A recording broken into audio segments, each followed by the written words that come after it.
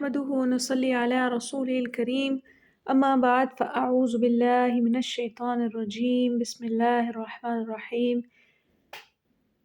رب يسر ولا تعسر وأفوض أمري إلى الله إن الله بصير بالعباد۔ اللہ کے نام سے شروع کرتی ہوں، بڑا مہربان اور پلٹ پلٹ کر رحم فرمانے والا ہے۔ اللہ تعالیٰ کا بڑا احسان عظیم ہے کہ اس نے ہمیں زندگی کے جھمیلوں سے نکال کر اپنے ذکر کی محفل میں جمع کیا ہے۔ ہم سب یہاں پر اللہ اور اللہ کے رسول صلی اللہ علیہ وسلم کی محبت میں قرآن کی تعلیمات سیکھنے کے لیے اور سنت کی تعلیمات سیکھنے کے لیے بیٹھے ہیں۔ ہمارا یہاں پر آنا، بیٹھنا، سننا، سنانا سبھی عبادت میں شامل ہے۔ سامعین اکرام، چند چیزیں زندگی میں اپنی اصول بنا لیجئے۔ جب بھی کبھی کوئی فیصلہ ہو تو اس فیصلے کو اللہ اور اللہ کے رسول کے سامنے رکھیے، قرآن کی نظر سے اپنے فیصلے کیجئے، سنت کی نگاہ سے اپنی عادات کو جانیے، یہ سنت ہے تو وہ عمل کریں، اپنی عادات کو سنتوں کے مطابق ڈھال لیں۔ آپ کا اٹھنا، بیٹھنا، چلنا، آنا، جانا، کسی سے ملنا، تعلیمی درسگاہوں میں ہمارے لیے یہ کام بڑا آسان ہو جاتا ہے، کیونکہ ہم سبھی ایک دوسرے سے جو کنیکٹ ہیں وہ اللہ کے دین کے لیے کنیکٹ ہیں۔ اللہ نے اس معاملے میں اور اس رشتے میں، اس کنیکشن میں برکت رکھی ہوئی ہے۔ عام لوگوں سے زیادہ ہمارے لیے آسان ہو جاتا ہے جب ہم خلوص نیت کے ساتھ عمل کرنا چاہتے ہیں۔ زندگی کے باہر کی ہوائیں، زمانے کے رسم و رواج جب ہم باہر نکل کے دیکھتے ہیں تو وہ اسلام سے اکثر مطابقت نہیں رکھتے۔ یہاں پر ہمارا امتحان شروع ہوتا ہے کہ ہم اپنے عمل میں ان تعلیمی درسگاہوں میں کتنا پکا ہوئے ہیں۔ کیا جیسے ہی ہم تعلیمی درسگاہوں سے باہر نکلے تو ہم ویسے ہی ہو گئے جیسے عام لوگ ہیں، دین سے دور، عمل سے دور، ہم جلدی سے ان کے جیسے بن جاتے ہیں؟ یا پھر ہماری شخصی انداز اتنا مضبوط ہو چکا ہوتا ہے کہ ہم جہاں جاتے ہیں اپنے اخلاق سے، اپنے عمل سے بہت سے اور لوگوں کو دین کے اطوار اور دین کی سمجھ دینا شروع کر دیتے ہیں۔ وہ ہم سے سیکھتے ہیں، وہ دیکھتے ہیں کہ اللہ والوں کے انداز تو بڑے الگ ہیں، مدارس سے فارغ التحصیل اخلاق میں بڑے اچھے ہوتے ہیں، مددگار ہوتے ہیں، دوسرے کا دکھ سن لیتے ہیں، دوسرے کو اچھے مشورے دے دیتے ہیں۔ کیوں؟ کیونکہ یہ ہر وقت اپنے ساتھ اللہ اور اللہ کے رسول صلی اللہ علیہ وسلم کی ذات کو رکھتے ہیں، سمجھتے ہیں کہ ہمارا ہر عمل ہمارا اللہ دیکھ رہا ہے۔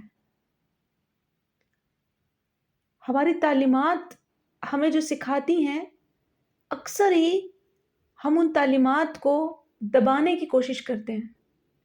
اگر وہ تعلیمات مجھے معاشرے میں، فرشتوں کی صف میں، میرے اعمال نامے میں اچھا محسوس کرواتے ہیں تو یقیناً میرے یہ تمام کردار اللہ کے حضور بڑے اچھے پیش ہوں گے۔ لیکن اگر میں لوگوں سے چھپتا پھروں، اپنے آپ کو صرف دین کی چادر دے کے، اور کردار اور عمل اور اخلاص میرا بالکل دین کے حساب سے نہ ہو، تو اس کا مطلب ہے کہ میں چھپ رہا ہوں فرشتوں سے بھی، اپنی اعمال کی کتابوں سے بھی، اور اللہ کے سامنے پیش ہونے سے بھی اپنے آپ کو چھپانے کی کوششیں کر رہا ہوں، جبکہ ایسا نہیں ہوگا۔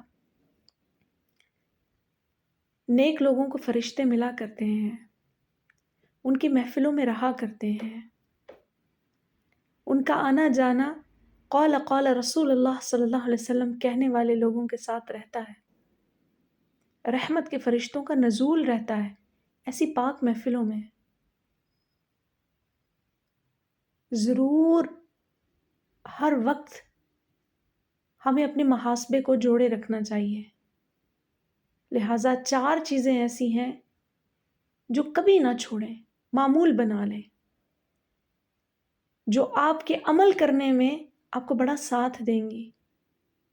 سب سے پہلے اللہ تعالیٰ کا ذکر نہ چھوڑیں، ورنہ آپ اس سے محروم ہو جائیں گے کہ اللہ بھی آپ کو یاد رکھے، کیونکہ اللہ قرآن میں کہتا ہے فَاذْكُرُونِي أَذْكُرْكُمْ، میرے بندے تو میرا ذکر کر، تو مجھے یاد کر، میں تجھے یاد کروں گا۔ جس کو اللہ یاد رکھے،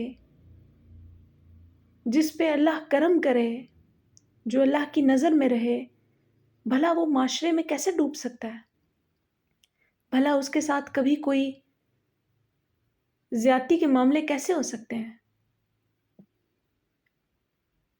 اسی طرح سے شکر کو نہ چھوڑیں، ورنہ آپ نعمتوں میں اضافے سے محروم ہو جائیں گے، کیونکہ اللہ قرآن میں کہتا ہے لَإِن شَكَرْتُمْ لَأَزِيدَنَّكُمْ، اگر تم شکر کرو گے تو میں تم کو مزید دوں گا۔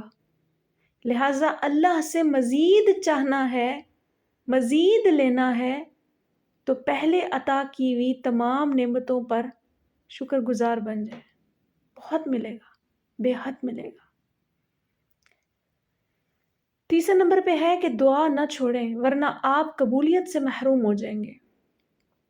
اللہ قرآن میں کہتا ہے ادعونی استجب لکم، تم مجھے پکارو میں تمہاری دعا قبول کروں گا۔ جب اللہ تعالی بندے سے فرما رہا ہے کہ بندے تو مانگ،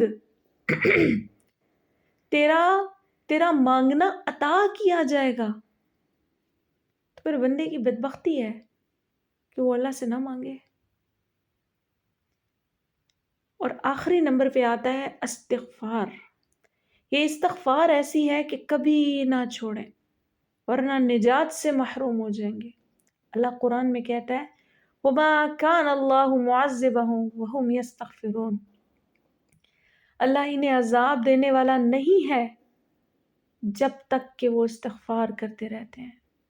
استغفار کرنے سے ہر قسم کی وبال، عذاب، گناہوں کا، عملوں کا، کردار کا، جب استغفار زیادہ ہو جاتی ہے اللہ معافی دیتا رہتا ہے، اور کوئی شک نہیں کہ اس کے پاس بے حد استغفار ہے، بے حد اس کے پاس معافی ہے۔ بس اب ہمیں یہ ضرور سوچنا ہے کہ ایسی محافل بھی ہماری استغفار کا ذریعہ بن جاتی ہیں۔ ہم اجتماعی طور پر اللہ کے حضور استغفار کرتے ہیں کہ اللہ ہمارا یہاں پر بیٹھنا، یہاں پر کسی کو بات سنانا، یہ دین کی تعلیمات حاصل کرنے والی طالبات، یا اللہ جو 24 گھنٹے تیرے در پر بیٹھ کے تیرے دین کو سیکھ رہے ہیں، تیرے دین کو سمجھ رہے ہیں، یا اللہ تو ان کے ہاتھوں کی حیا رکھ لے، اور ہم جتنے لوگ یہاں پر بیٹھے ہیں، آئے ہیں، ہم سب کو آج مغفرت کی مہر لگا دے، ہمارے پہ رحم فرما۔ وآخر دعوانا الحمدللہ رب العالمین۔